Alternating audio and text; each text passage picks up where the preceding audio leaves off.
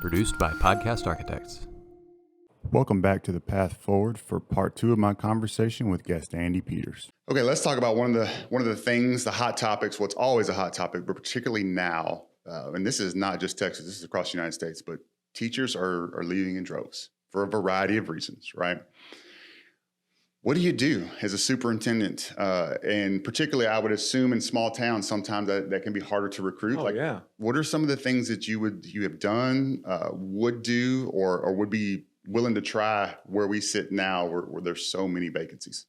Oh, there's so many ideas. And when you're in a real small town, you're oftentimes hiring them in couples. You know, teachers oftentimes come in couples. Yeah. And I will say that usually teachers marry pretty good. Do they? Yeah. Okay. My record is about 95% of the wives they married a good coach, you know. Okay. You're hiring the coach, but you usually get somebody better than the coach. You get the wife that teaches high school English. I think my wife would agree with you in that package deal. Like she works her whole career in Sci-Fair. We love Sci-Fair. That's where we live. But yeah, she would definitely agree with that side. So I tell you what, so when you lose an AD in a 1A school, you might lose the entire coaching staff. Yeah. And you lose half the high school department.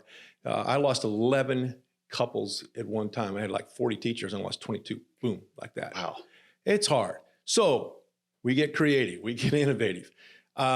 Most recently here in Caldwell, we were watching 3 years ago, watched a news clip. They were talking about Bryan ISD was doing this program with A&M for residencies. Mm-hmm. And I called them up. I said, I want to do that. And they go, no, we got this grant. I said, no, I want to do that. And so I like to tell them I bought my way in. I put down the money, said, whatever it costs, we're doing it.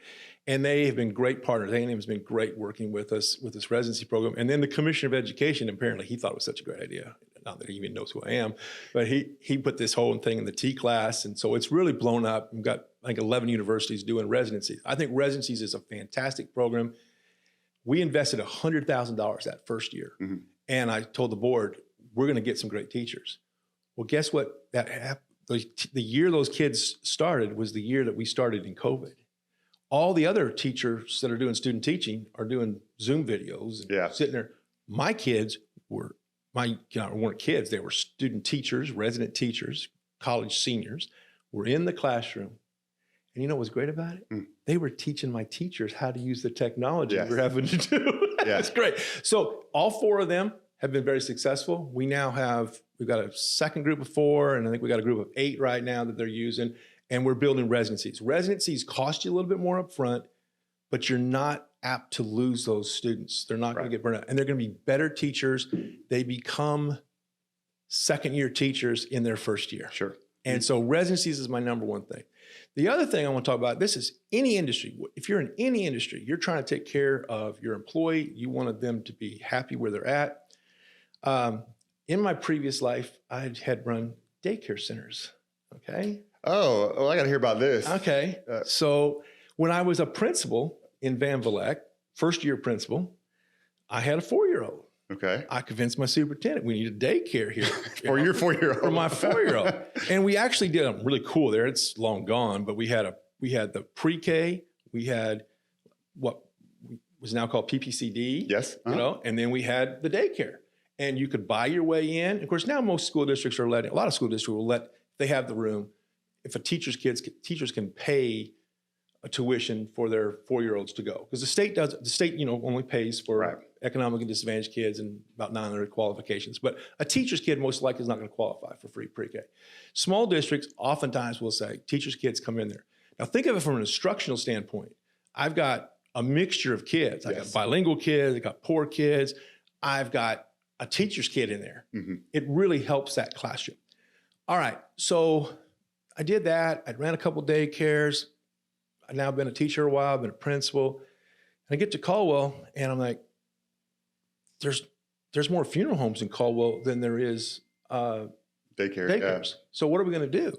So we built a daycare center in the school. It's actually in an older building right next to the elementary. I thought for a minute you were about to tell me you built it next to the funeral home. I said that would have been a good idea. from cradle or what is it, crib to grave or crib to grave. So, but and I know the funeral home directors. I said, there's more of you guys than there are daycare centers. I need some daycare centers.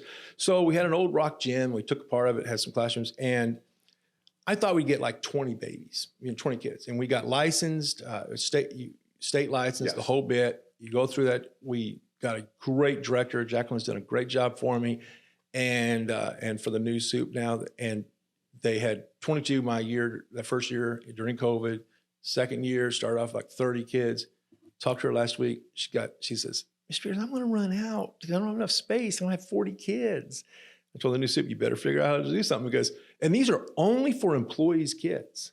Yeah. Okay. So here's what we do. One, the cost, childcare, the national cost of childcare. You got kids, I've got a 3-year-old. If people are my age, they don't know. People are paying $1,000 a month for childcare and more, and it's just insane. For if you have an infant and you may be paying $1,200-$1,300 a month for a good quality.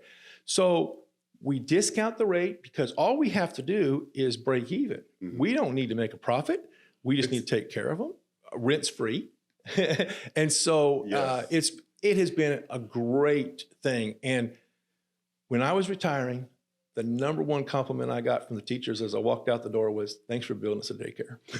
No, but see, that's a great point because that outside of our constraints about what we do with salary, right? Right. We're losing that battle. If you, inflation, healthcare costs, like even if we give raises, if you do the math, we're probably losing that battle, right? So that's never been the reason why teachers do what they do. No. But it's getting to a point where, all right, we gotta feed our families and take care of our kids and make the best choices for us. So if I'm a school district, I'm looking at all the other ways outside of like a perk package, if you will, right? Free daycare, right?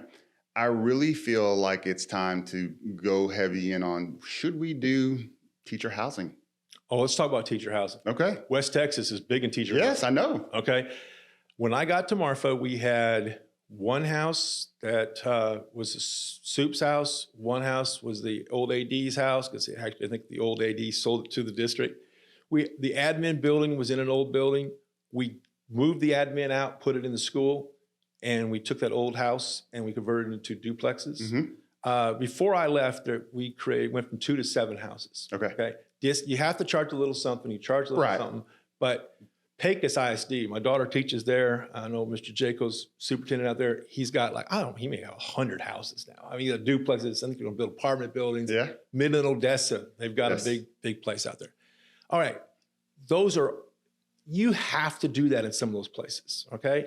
Yeah, you're almost going to have to do them. I think you're going to have to do it on this side of San Antonio as well. I think so. I mean, it's getting to the point my cost of living is no longer right. I'm losing money each year that I do the job that I love. I just know what we have seen in Burleson County, right outside between Austin and College Station. You can't get an acre of land for $45,000. You can't even buy an acre of land. No one's going to sell you an acre of land. And so, for a teacher, it's been great. We have been raising teacher salaries. So you go look at like your subsidized housing I had these people approach me. We want this for police officers and teachers. But my teachers don't qualify. I'm paying them a little more than that. That's right. And I don't want my teachers to I lived in some of that when I was in Bay City. I lived in subsidized when I was first a teacher. They're making a lot more money than I started 30 years ago. Let me tell you that. But we've got to look at housing, and we have to look at it as a way that would be, that makes our teachers or our staff members feel comfortable. You can't just do apartments and duplexes over and over again. That's a good temporary fix. West Texas has done a really good job of that. Their boards have to find, well, we need to encourage these people to get out of these houses and buy a house in our community. They end up running them off when they do that because there are no houses they can afford.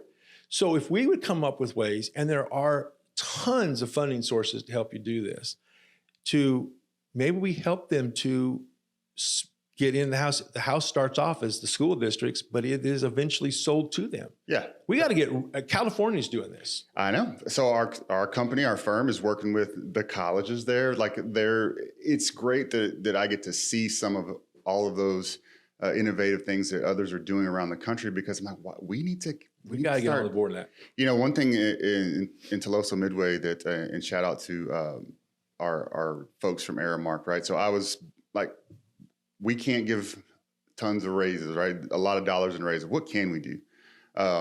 Cost neutral lunch, where our teachers don't pay for our lunch, right? Yep. They get one meal free, and the quality of that, we work out what is that going to look like, because it has to be a very high quality. So number one, they don't have to pay for it. And number two, when's the last time teachers get to leave and have, enough time to go eat, to enjoy it, try to get prepared back in the class? Like that typically is not their life. They're scrambling to throw something down and get back to it, right? So cost neutral lunch. And also I've got Aramark, and this is, I was hoping to be able to see this to fruition, but they're at Apple. So I was fortunate to visit Cupertino. Oh yeah. And so they have these meals that are in like a little box cubicle, right? And you order it, and then you push the button and the meal comes out, right? So Aramark was wanting to pilot that, and I said, well, let us be the first school district to be able to pilot that. And then we were working on school teacher lunch. We don't want to call them lockers, because the connotation, like, well, I don't think you want to get your lunch out of a locker.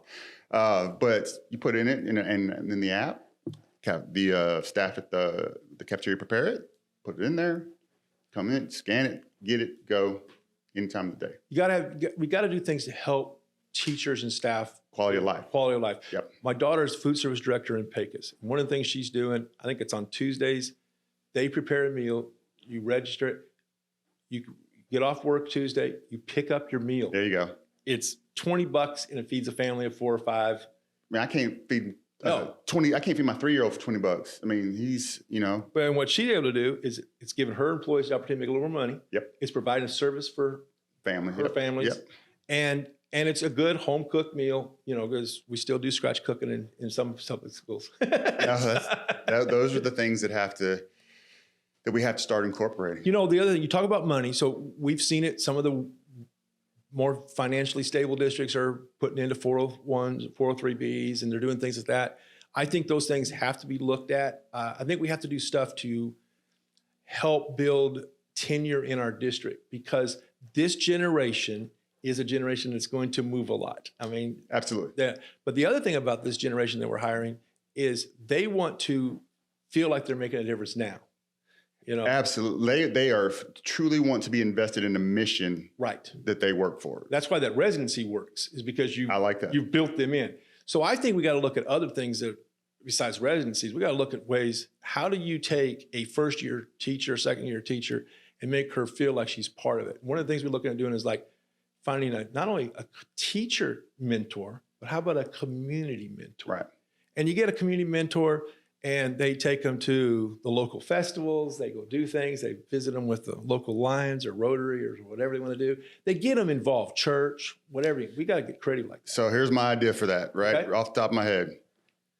Why not get your local realtors to be some of those mentors? Everybody gets to eat. New teachers, new opportunities for property, talk great things about the district. You got somebody that knows the community intimately, right? Because they're all around the community. I get asked all the time, because I like to meet everybody I hired. So I would hire them, and they kept telling you can't do it. And I did my best to do it. Yes, you can. And you got to meet them. So you meet them. And then I said, what can I help you with? I said, I need to find a house. So, man, superintendent ought to know every realtor in town, And I used to line them up with, I'd say, well, here's 3 realtors. I don't want to pick favorites. So, but you could kind of guide them based on their personality. You're an old coach, I'm going to send you to this guy.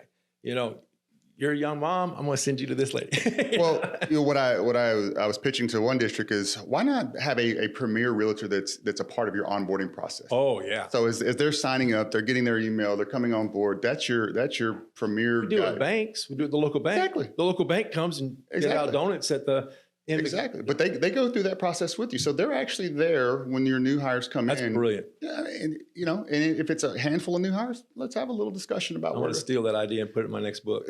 Hey, we're good at stealing everything, and we are good at that. But that makes it. That's a win-win. Everybody eats. Everybody wins, and you can trade them out. If you got in, somebody said, "Well, how come I didn't get that invite?" You get invited next year. Yeah. If I would love it if the realtors were knocking my doors down saying, "I want to come help you. I'll sponsor lunch." Yeah, so sometimes on the other end, you got to help them see it right for the value, right? Right. Like, what's the value in it for them? Because right now, this is probably the best and craziest market that real estate's had in a long time. But at some point, that's probably going to go the other way, right? So that value, that reciprocal value, has to just keep turning and turning and turning, right? And if you have a steady supply of clients, which in teaching they always will, because it seems to be the churn is ever more prevalent. So, and it goes back to our very first part of the conversation. If we can help those realtors and other people in the community get to know our new young teachers, then 6, 7, 8 years down, they've built a relationship that's lifelong. These people, you don't meet a realtor and just forget about them, right? Then when it's time to pass that bond, we've got our new younger singing staff, the praises, and they're all talking all the good things that happen on in school. Right. And then, you get to be, have great relationships with the realtors. Well, which classes does that align with? Well, it probably aligns with digital graphics, marketing, some type of business finance, something in there. Well, hey, Keller Williams, would you be willing to take a couple of my kids that are really interested in that field? And yes, I guess, sure, we could do that. Yeah, don't worry. I'll take care of all the heavy lifting. Here's what they need to do. We'll work out through because, realtors have a flexible schedule. I don't want to talk out of turn, but a little bit more flexible schedule. So you just built in huge wins with trying to solve this problem, and it's just the connecting the dots to the other pieces. That's what I enjoy. That's where my sweet spot is trying to figure out those pieces of the pie without having to cost anybody. It helps everybody. Money. Everybody works as a community to get better for all of us, and I think it's the way to go. It's not. It is so. It's right there. And I know that there's a lot on people's plate. You lived it, I lived it. There's a lot on people's plate. But you can start alleviating some of that plate if you do some of these things. Absolutely. And create wins. Absolutely. I was thinking about when you talk about the realtor situation, I was thinking in small districts, it's really hard to offer any of these innovative courses. Right? Sure. So you got your journalism team and you do that, but even a small district, do you really have, a really good class on how to become a newspaper reporter or a writer? Right. We had a reporter here in Caldwell that was a former teacher, so she would donate her time to do things. She actually got an intern out of it by working with our high school kids, and it was nothing formal. Nobody got any credits on it. But do you think she has a favorable view towards the school district? Absolutely. Do you think a kid now has an opportunity? All right, that's for me, or that's not for me. Right. And that girl's gone through high school now, and she was back, through college, and she's gone back to her and said, hey, I'm ready. I love my internship with you 3 years ago. Hey, I'm graduating here in another year. Can I come work for you? It's a win-win. And what I would say, the distance I don't think is a barrier any longer. It used to be the barrier. And shout out to Mays Business School and Dr. Karoke Ray over there. So we connected, and I said, hey, man, I've got kids. We've got robotics. I'd really like to partner them up. He said, well, you're all the way in Corpus. I said, yeah, but I think I got a way around that. And he said, well, what are we thinking? So what if we just stream it? We work with your kids at the Innovation Lab when they're with their robotics. Our kids will do some scope of the project, right? Whatever that is. Maybe if it needs to be leveled down a little bit of our capabilities. But every time that they work together, we stream it. You guys have it up on your screen. We have it. So it's a virtual robotics build, right? Because what you can do all of the things except actually manipulate standing next to somebody in the space, but you can still do all of the things. And then we'll hammer out 3 to 4 road trips where we come down there where the kids can actually work together. But in the meantime, they're having this relationship. They're learning from your kids. Your kids are getting some great interaction, and they're building something together. And you can replicate that all around, College Station area. There's no question, because we'd be doing it, halfway across the state. So the barrier, people's mindset is really the barrier. It's not the distance anymore. Yeah, West Texas had kind of figured that out, I think. Yeah, they had to. Necessity, right? They had to, I say. But we could do that in Houston, Corpus, San Antonio, Dallas, Fort Worth. Why not? We talk about, we're trying to get you ready for, I keep saying the 21st century. We're already in it. We're almost a quarter way through it. But why aren't we using this technology more and more? Just like the clinics and everything else, it's all out there. We struggled with it during COVID. Sure. But some of us got really good at it. Yeah. So the people, it's just like anything else, right? When there's that event, you got some that are back up and everything stops, right? You got some that kind of muddle through it and want to see the other people kind of, let's let them be the brave ones to take. And then you have some that see the chaos for opportunity and figure out, all right, this is bad now, but this is how this is going to propel us. Let's not lose the momentum, right? And that's the big piece is that how do you keep people moving through the momentum of it while understanding hey, kids just lost a lot of time. Yes, they lost a lot of time. But if that breaks us down from seizing these opportunities, that time is going to be, exponentially worse because we didn't seize on those opportunities. Because somebody is going to take those opportunities. Wherever I'm at, I want that for my kids, right?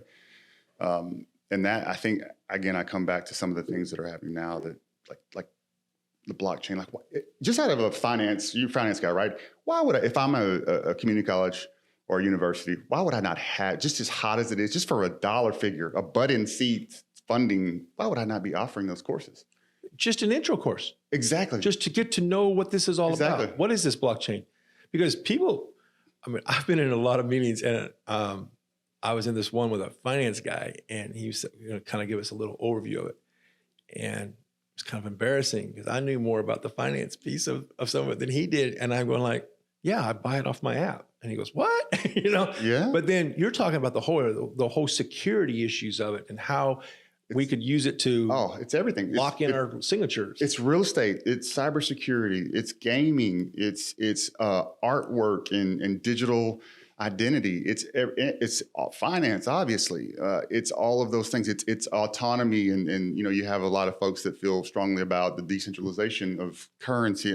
It's got politics, it's got history, it's got everything that you could want. It does. Wrapped up in one, and I can sell that to a kid. A kid can get interested. He or she can find something within that scope of it to be excited, interested about. And you got all the stars are somehow involved. That they may not understand it, but they're at least involved in it. So it's very popular. It's very interesting to young people. So why aren't we taking advantage of it?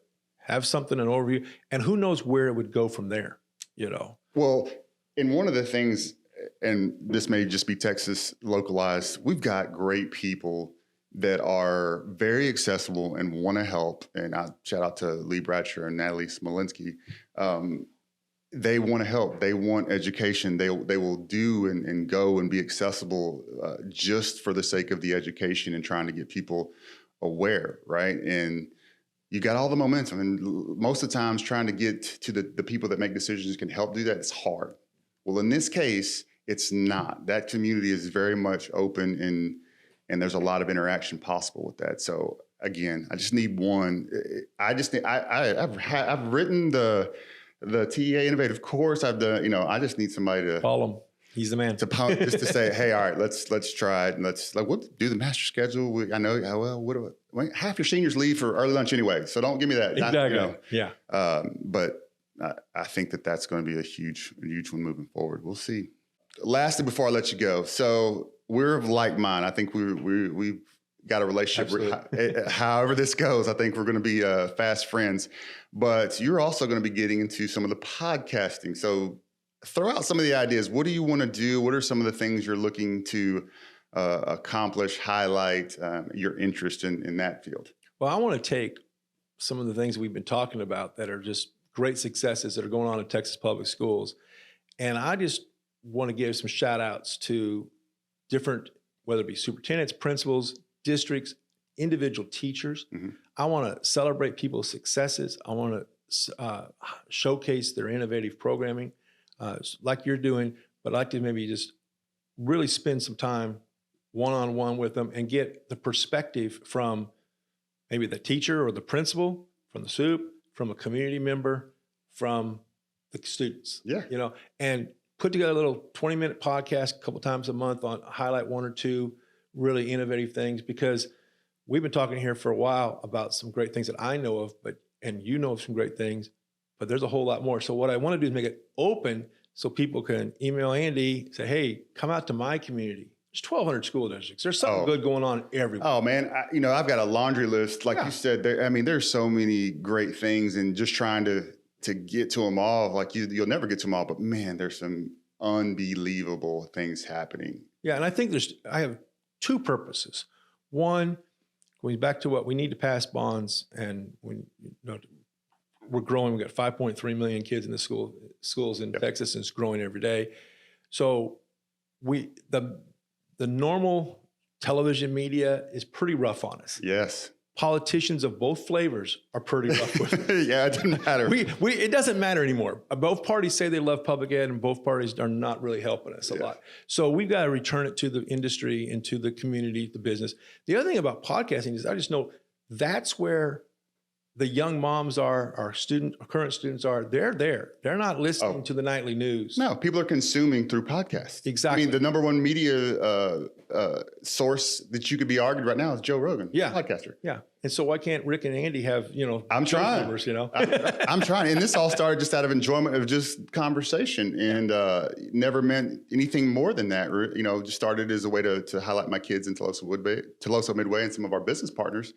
And it spawned into this, and it keeps me engaged. And I still, work with schools all the time. That's what I do for a living. But man, this is the exciting part. Yeah. And so I just think there's people need a voice. And I think we're very good at liking our own school district, and we're happy with it, but we don't know what's going on down the road. And we think, oh, that's a terrible school district over there. And find out they got some really good stuff. Oh, yeah. And I think it would make us feel better as a society if we would realize that there's a few 100,000 teachers every day going to work, doing some amazing things to help get us some great kids and turning them into young adults. Because that's how we're going to keep the society going. We can't just keep doing the same old. We've got to be doing blockchain and everything else. We've got to be looking at it. And I think there's great things, but you and I are just two people. We don't know everybody, but if they follow us, maybe we'll know everybody eventually. Yeah, I mean, if it just furthers the conversation. Exactly. is I've met a bunch of people that I have no right meeting, and that are doing great things all over the country. And I had a conversation with Rod Berger, who's a prolific podcaster. He writes for Forbes. Unbelievable, just thinker, right? And connected into education from Tennessee and then all over the country. And just following him and listening to and it's just conversations and how it explodes your opportunity to get in front of people and just have conversations about what are we doing, where are we going, and why are we doing this or not doing this. And the more you do that, the more ideas you get and the more relationships you have. And I would have never known about the police car thing like that. Like, we need to get that. Like, that's a great story. It's really happening. I mean, I would be all over that. Like, I need to contact the new guy and say, hey, let me come over there and highlight that, man. That is awesome. We'll get you connected. We'll love it. Yeah, that's awesome. They start in the fall, and it'll be fun to go out there and see it actually happening. Oh, I love it. That's the goal, right? Just look, when as a principal and a superintendent, everybody wanted to know what's the vision and the mission and 3,000 paragraphs of all this stuff. Look, I just want to be able to kids to leave me and have options. Exactly. Just have options. Whatever their goals may be, they cannot leave us without options. And if we can do that, if we can give them the best options of our ability. And a lot of times it's just introducing them to ideas exactly. and places and people. Options that they may not have contemplated or even know that they could have, right? Exactly. And so if we can do that, then we're doing our job and we're doing it well. And that's all we can ever ask. So agree with that. Sounds good. Any names you got on top of your head? No? No. We'll keep that one for next time. Yeah, I'm still really focused on just the really theme, great, yeah, things are going. Yeah, I'm thinking celebrating teachers, showcasing schools and kids and school administrators, something showcasing, celebrating. I want to focus on just the positive. We got enough everybody else taking the other side of it. Yeah, we got enough people throwing tomatoes. Let's the positive in the facts, right? Because a lot of times the negative has nothing to do with facts. No, there's too much of that out there. And when you can go out and tell a story and have a conversation like we've had, just about what's going on, you see how it's genuinely impacting that student or that teacher, and it just makes you feel good about what people Absolutely. do. It reminds you why you do it. You know? Yeah. We need that. Absolutely.